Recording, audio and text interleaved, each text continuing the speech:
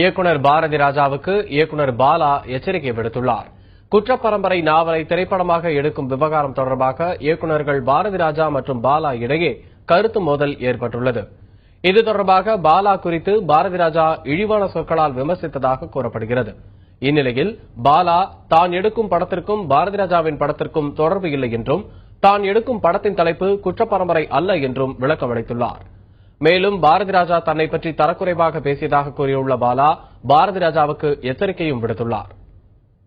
திடீர்னு ஒரு நாள் பாரதி ராஜா சார் போன் பண்ணார். என்ன நீ குற்றப்பரம்பரையா படமா எடுக்கிறேன்னு. வேலராமூர்த்தி ஒரு நாவல் இருந்தால் அதை படிச்சு பார்த்தேன். அதில் சில போர்ஷன் எடுத்துட்டு நான் குற்றப்பரம்பரை இல்லை சார், வேற ஒரு நாவல் ரெடி பண்ணி பண்ணணும் அப்படின்னு. நீ என்ன வேணாலும் படம் எடு, ஆனால் குற்றப்பரம்பரை முதல் டைட்டில் வைக்காது, அது என்னோட கனவு படம் அப்படின்னாரு.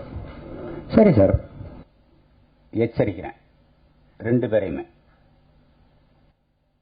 எதுக்கு எடுத்தாலும் நான் அந்த மண், நான் அந்த இனம், அந்த புழுதியில் பிறண்டவன், அந்த சாண்டு, அந்த சாண்ட் ஸ்மெல்லு, மண் வாசனை நான் தான் எடுக்கணும், எனக்கு தான் உரிமை. எடுங்க, உங்களை யார் வேணாம்னா இடையில என்ன ஏன் குத்துற? நான் எடுக்க வேண்டாம்னு சொல்லலையே. நான் தான் குற்றப்பரம்பரை எடுக்க போறேன்னு நான் சொன்னேன்.